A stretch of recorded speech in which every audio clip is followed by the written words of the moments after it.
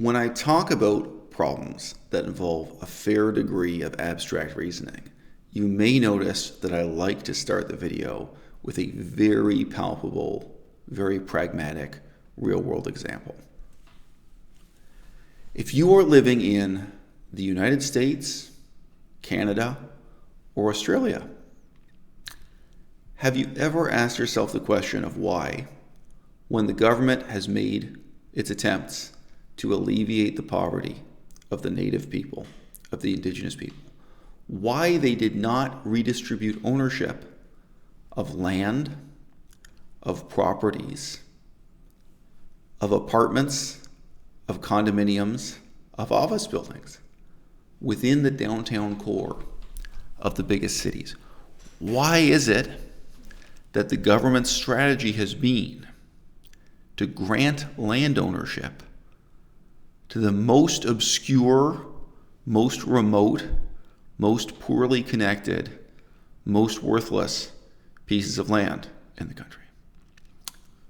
Now, if you think through a few stages of analysis here, you can imagine how everything would have changed for the indigenous people very rapidly within, say, the 20th century if the strategy had been the opposite, or even if you had a combined strategy with both features. So let's say the indigenous people of the northern United States of America were given this relatively worthless and remote land, but then also were given floors of different apartment buildings, different condominium buildings in major centers of commerce and industry. If they were given homes near factories in Detroit, back when Detroit's economy was booming in the middle of the 20th century.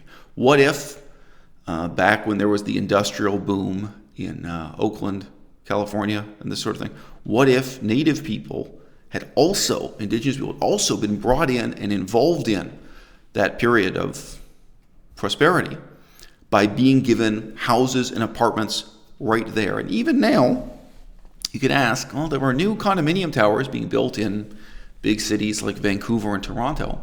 What if these remote tribal peoples, not as a substitute for the land they already own, but as a supplement, what if they were also being given apartments and condominiums in these new towers being built in a city like Toronto and Vancouver? Now, not everyone will want to move from those remote rural locations to the downtown center of a major city. Not everyone will want to move near the factories to have access to employment, to have access to education, to have access to opportunity, right? To have access to healthcare, all the benefits being. Not everyone will.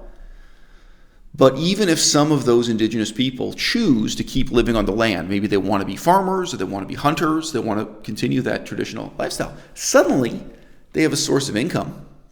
Like today, you can rent out the property through a website like Airbnb. You can just rent as a conventional landlord, have someone paying rent to you as a landlord, and then you can take that money and invest it in your business or your life. Even if you're just a hunter or a farmer, that's revenue that could then go back to that life you have out in the remote piece of land way out there, right?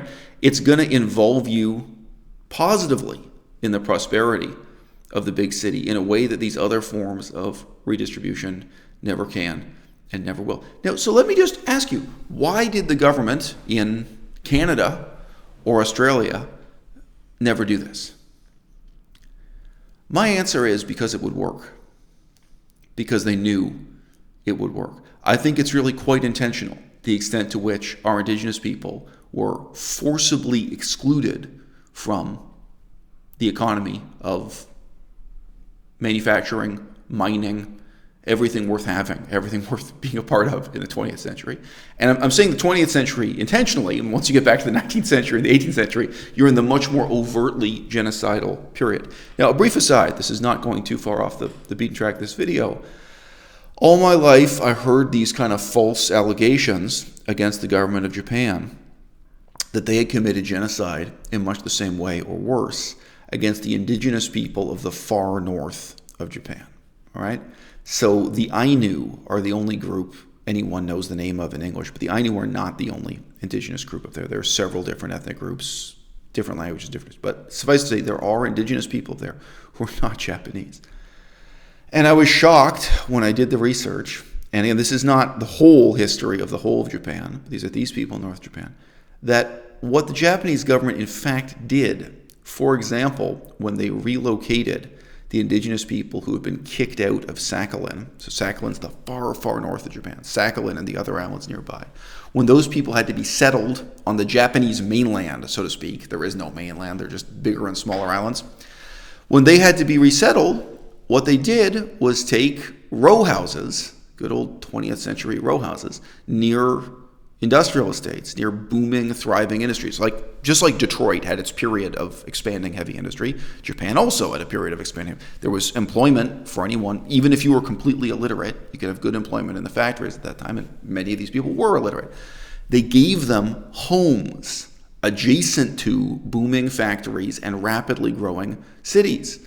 And those homes became valuable. And the jobs those people were able to get involved them in the economy positively. And they didn't lead a ghettoized life the way our indigenous people did. They became a positive, productive part of Japanese society. They shared in, sort of the, shall we say, the boom of 20th century industrialization in Japan in a way that our native people in Canada, the United States, and Australia, they did not share. Now, along with that, of course, many of those indigenous people, they would have at first been illiterate and at a low level of education when they were brought in to work in the factories. Obviously, there would have been pressure on them within a generation or two to compete in terms of their level of education and participate in, learning the language of Japanese society and everything else.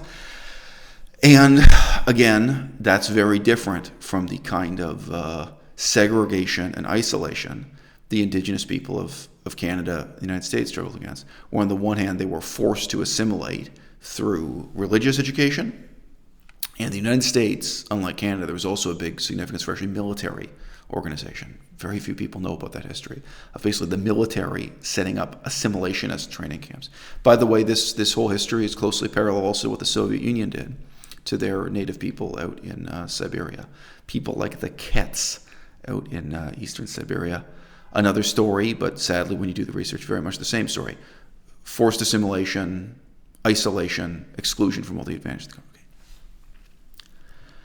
In the year 2020, people are once again asking about redistribution of wealth on a massive scale.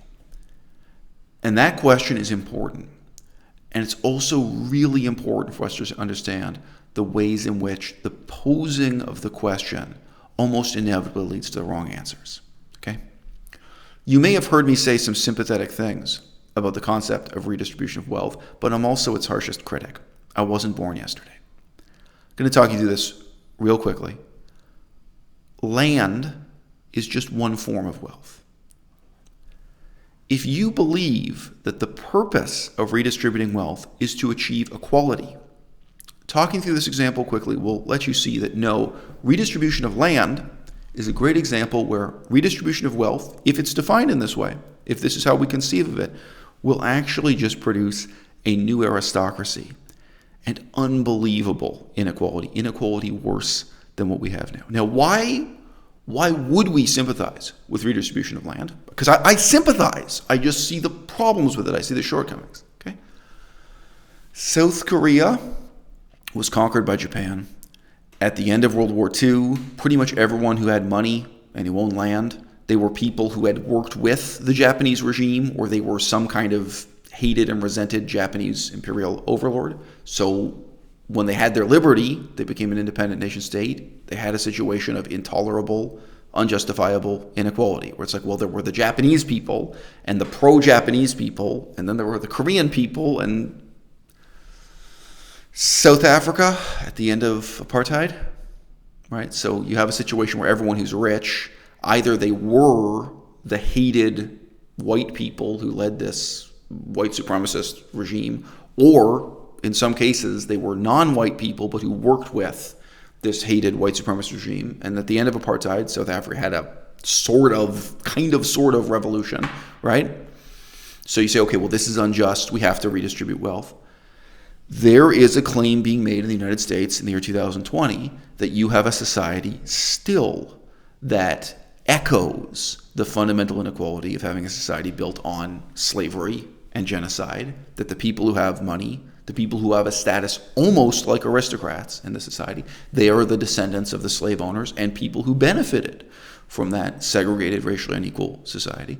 And of course, I mean, you can measure this. Although that's not 100% true, there's plenty of truth to it. How much of the wealth distribution in the United States today, you don't have to go as far back as slavery. You can look at the period of redlining, soft segregation. You can look at decade by decade the ways in which the wealth inequality in the United States of America today is the result of past systemic racism. There is some truth to that. And of course, there are limits to that analysis. You cannot make the claim that 100% of wealth inequality in the United States of America is for these historical reasons. So there's a moral or ethical argument here in favor of redistribution that's fundamentally built on the perception of the evils of the society you currently have. Now again, South Africa, at the end of apartheid, more extreme. South Korea, after being liberated from Japanese occupation, more extreme, very easy. How about the Nazi regime at the end of World War II, once you tore down the Nazis, right? There are all kinds of situations like this where there's a moral imperative, there's an ethical imperative for redistribution. But that can blind you to the questions of what redistribution actually is and how it works. The map of British Columbia, I'm just going to ask you to imagine a little square cut out of the map of British Columbia, and this is such a simple description of geography. This applies to most of planet Earth. You'll see why in just a moment. Your situation in Australia or wherever you live will not be so different from what I'm about to say. Okay, so we take this square of the map, and we take a ruler, and we draw lines horizontally and vertically. We say, hey, great, we divided the map into a bunch of perfectly equal squares. Now we're going to roll a dice, and we're going to distribute the land on this map to everyone equally, arbitrarily, and at random. Now, if you have the delusion this is going to create equality, you're wrong. If your delusion is that the current distribution of land ownership is so fundamentally evil, like it's the product of the Nazi regime or the Japanese conquering your country or apartheid, if your perception is that the current distribution is so evil that any redistribution is preferable, that's a different perspective. By the end of this video, I think I'm going to try to convince you that that's not a reasonable perspective to take. So this map, this square cut out of the province of British Columbia, some of the land has a view of the ocean. Some of the land is adjacent to a major road. And the vast majority of the land has no view of the ocean. It has no road access. It has no electricity, no sewage, no prospect of opening a shop, no prospect of opening a gas station, no prospect of employment, nothing you can farm. It's rocky wasteland, right? And some of it, even if it could be farmed, would require an enormous investment to make it profitable or even break even to develop that land into agricultural land, right? So what have you actually done in redistributing the land equally? The people who were given land with a view of the ocean, they will be incredibly wealthy. Their descendants will be incredibly wealthy for the next 7 generations. You've created a new aristocracy. The people who happen to be given land right on the highway, let's say there's one major highway going north-south and one going east-west. For huge parts of Canada, you're lucky if there's even that. Huge parts of this country have no roads to speak of. There's a logging trail, and nothing else. There's lots of, and again, this relates to the fate of our Indigenous people in these remote and inaccessible places. There are places that are only accessible by bush plane and places that are only accessible in winter when the road is frozen. We have a real problem with transportation in this country, okay? The people who happen to get land next to a road, they have prospects. Maybe not quite as good as the people with view of the ocean, but they could open a gas station, they could open a shop, they could build a house or an apartment or something, and they could rent it out. That building could have value, right? You have actually created a new and extreme disparity between the rich and the poor. And some of you might say, oh, well, The squares on the map don't have to be the same size. A square with a view of the ocean is worth much more, so we'll make it smaller. A square with access to the road is more valuable, so we'll make it smaller. And the rocky, barren wilderness that has nothing, we could make those sort of... And you roll the dice and you redistribute the land, and you have the same fundamental problem. The value of land, the value of a house, the value of an apartment building, or even the value of an office building, right, is only relative to the productive potential of that piece of land, of that location, allow me to say. Okay? Detroit is full of empty and abandoned houses, even empty and abandoned apartment buildings, condominium towers, empty and abandoned factories, too. These things are related, right? Today, if you give the native people, if you give poor people who are living in the middle of the desert an abandoned house in the middle of Detroit, what are you really giving them? Are you giving them a blessing or a curse, right? The value of that house was created and sustained by having access to employment. Now, on a smaller scale, these things are easy to visualize. Like you have a town where all the houses are worth a certain amount of money, and the apartment buildings and the apartments are worth a certain amount of money, and the economy is all pinned to one mine. The mine runs out of copper, the mine closes down, suddenly all the buildings are worthless, right? And the shops close down, and suddenly offices are worthless too. Maybe a few businesses stay in the office, but a lot of them are empty. A lot of them close down and leave. I did a video about a year ago about universities closing in the United States of America. There are university towns where the main business is a university. If that university shuts down and disappears, well, all of the apartments and houses, directly and indirectly, were linked to the employment or providing housing for students, right? So suddenly all of that is worthless because of that adjacency, because of that opportunity, right? This is relatively easy to visualize when you're talking about land ownership, when you're talking about physical buildings, and it's harder to visualize for the rest of the economy.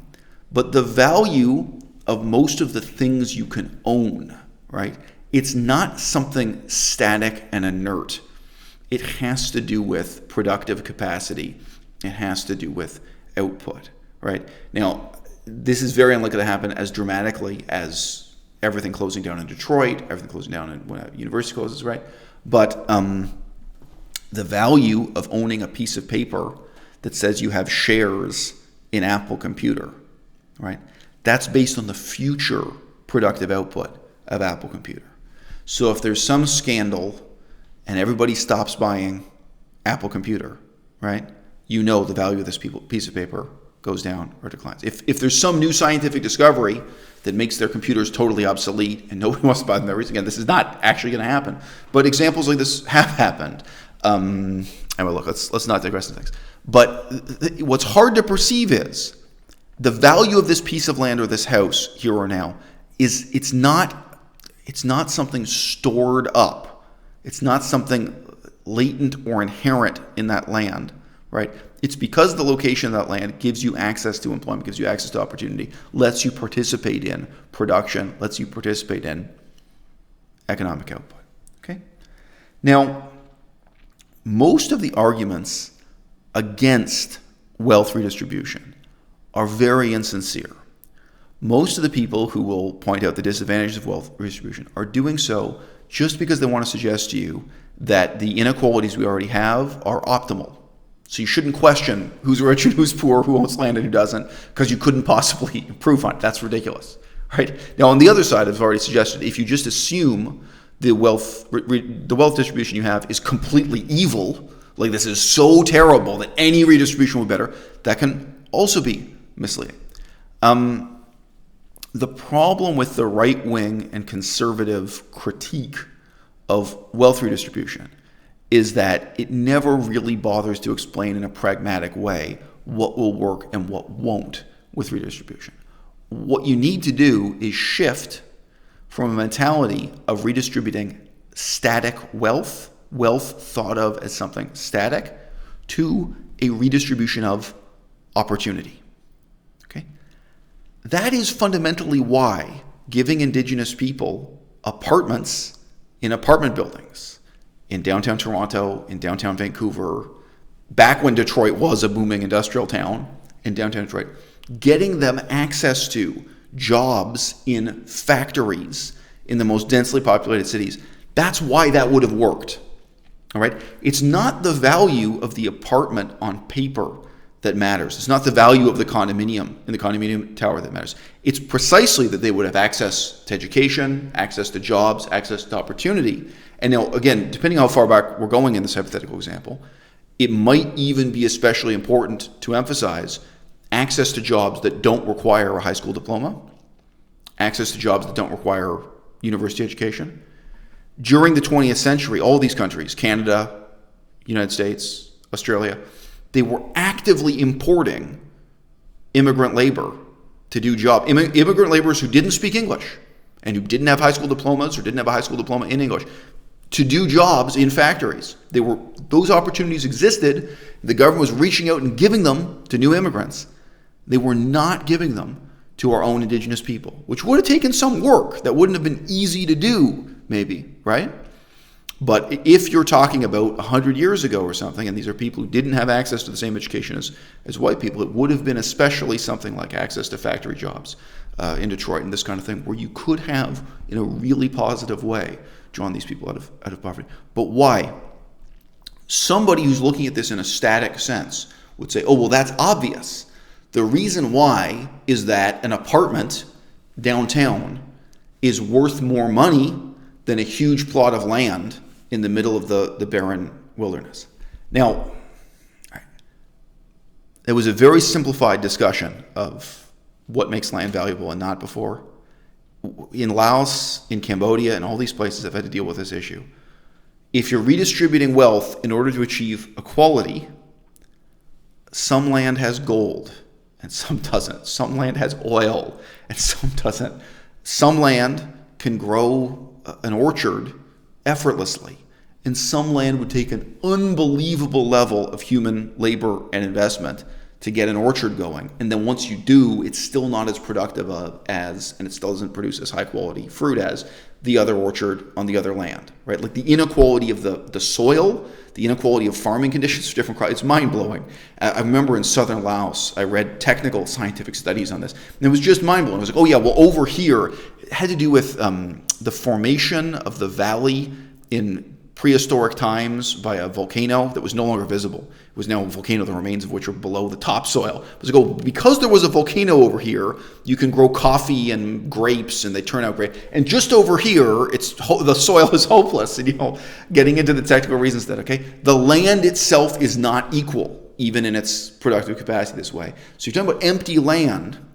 What's valuable, it may not be obvious to the naked eye. It may not be obvious when you're glancing at a map. You can get into, national geological surveys, national agricultural service surveys that are color coding land and trying to make it visible where the land is valuable and not for exactly these kinds of reasons. But again, you're not creating equality.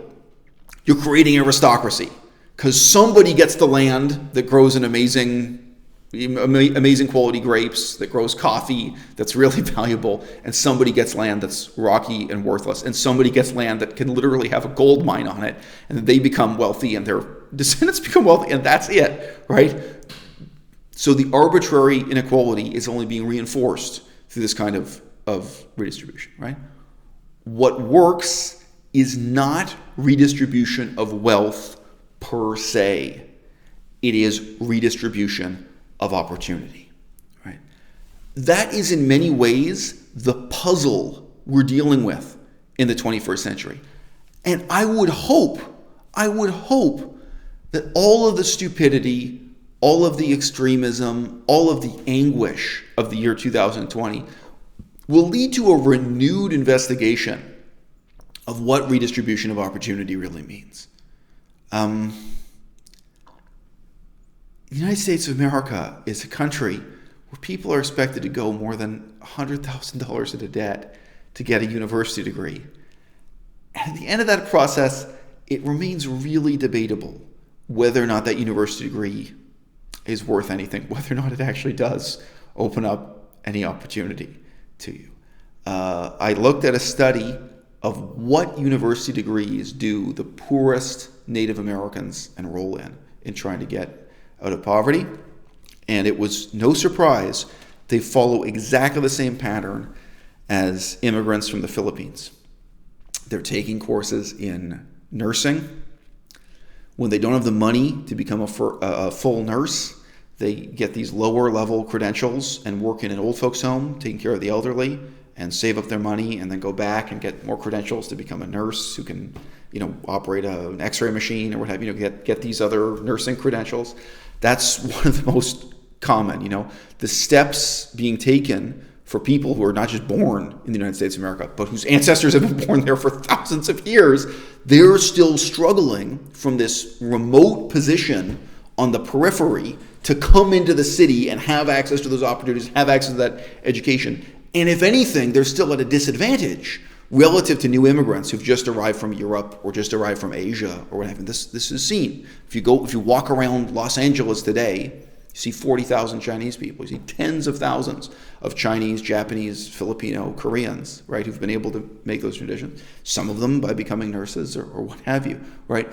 And there's this terrible struggle going on the outer cusp of American civilization, which is where you sequestered, where you isolated, your native people. So, the complaint that the distribution of wealth you have now is fundamentally bad and evil and wrong is valid. It's valid, it's important, it's meaningful, it's real. But you can't let that lead you into a meaningless and ultimately self-destructive pursuit of the redistribution of wealth with the assumption that any new distribution you could arrive at will be better than the one that you already have. If you tried to reproduce what the free market already has accomplished in changing the prices and the value of land, if you try to take that map and say, okay, we're not going to divide them into equal squares. We're going to try to make the size and the price reflect what can really be done with the land. Step by step, what you're trying to do is, from the position of central planning in the government, reproduce what only the free market can accomplish. And what you need to learn to appreciate, it's very hard for left-wing people, is that there is this mysterious quality to the mechanisms of the free market, because it's judging the value of land day after day after day, again and again and again, that it has already assigned values to these land in a way that no central planner ever could. And now we have to take a step back and say, okay, we've got almost infinite money collected from taxpayers, and we've got a mandate to do something the free market never could. And that is that we have to try to provide opportunity to people who have none. That's something the free market will never do, right? The free market only provides you with an opportunity when you can afford to pay, when you can pay enough to incentivize those people who are going to give you that opportunity. So the role of government here is not really to demolish or abolish what the free market does, but to understand in a sophisticated way those opportunities that the poor and the disadvantaged are cut off from, and to undo the fundamental evil of isolating black people who were liberated slaves and making them into sharecroppers, right? Isolating indigenous people and putting them on reservations, right? The 21st century, the challenge we have is precisely to reach out to those people who either conceptually or literally were out on the periphery of society and bring them in to share in the opportunities that are at the center.